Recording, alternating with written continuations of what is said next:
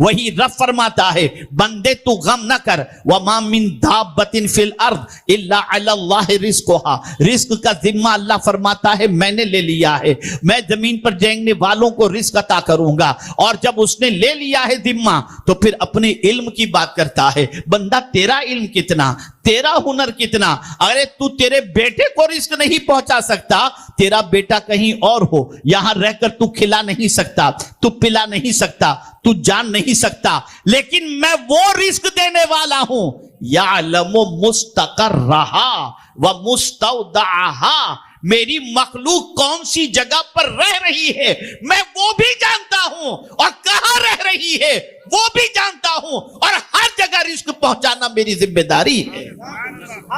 یہ اس کا علم ہے۔ سمندر کے اندر مچھلی کو روزی کون پہنچا رہا ہے، بل میں چونٹیوں کو روزی کون پہنچا رہا ہے، جنگل و بیابان کے اندر رہنے والے جانوروں کو روزی کون پہنچا رہا ہے؟ اس لیے کہ ہمارا رب بڑی شان والا ہے، اس کے علم میں ہے کہ کون کہاں ہے اور کس کو کتنے رزق کی ضرورت ہے،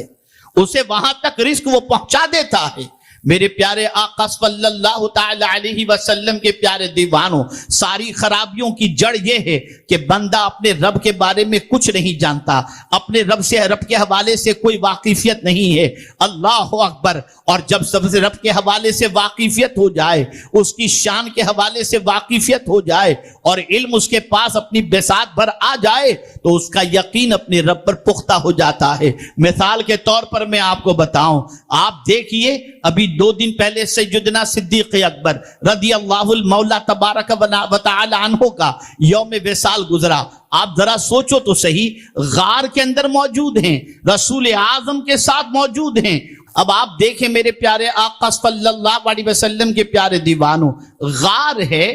غار کا دروازہ بھی بند مکڑی کے جالے کے ذریعے، کوئی اندر سے دوسرا راستہ نہیں، دشمن غار کے دہانے پر ہیں، لیکن قربان جائیے اللہ کے رسول صلی اللہ تعالی علیہ وسلم نے اپنے یار غار کو کیا فرمایا،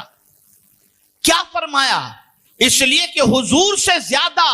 اللہ کی معرفت کسی اور کو نصیب نہیں ہے۔ سرکار اپنے رب کی طاقت کے بارے میں سب سے زیادہ جانتے ہیں۔ ایسی سچویشن کہ جس سچویشن کے اندر کوئی راستہ بظاہر نظر نہیں آتا، لیکن اطمینان کا عالم یہ ہے کہ مصطفیٰ جان رحمت صلی اللہ علیہ وسلم صدیق اکبر سے فرماتے ہیں لا تحزن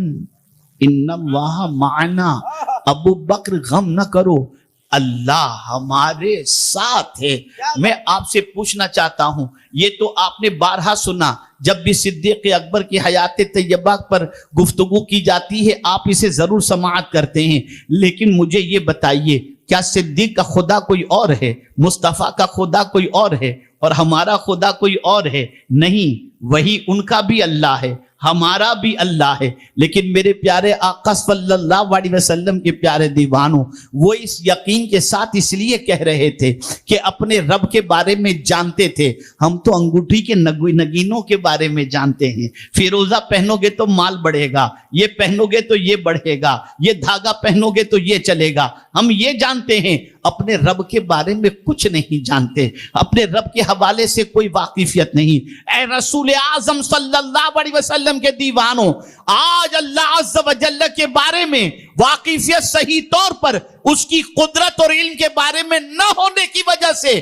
انسان کے قدم پھسل رہے ہیں، انسان در بدر کی ٹھوکریں کھاتا ہوا نظر آتا ہے۔ آج یہ میں آپ کو بتاؤں، ایک طرف فوج ہے، پیچھے کی طرف فوج ہے، سامنے کی طرف دریا ہے، اور قرآن کہتا ہے حضرت موسیٰ علیہ الصلاۃ والتسلیم کی قوم نے کہا انا لمدرکون، ہم پکڑے گئے، اب آگے دریا،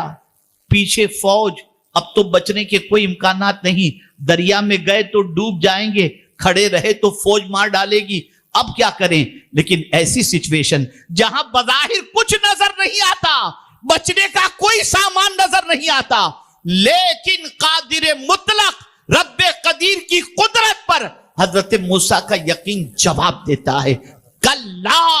ہرگز نہیں، ان معی ربی سیہدین، بے شک میرے ساتھ میرا رب ہے، ان قریب وہ راستہ عطا فرمائے گا۔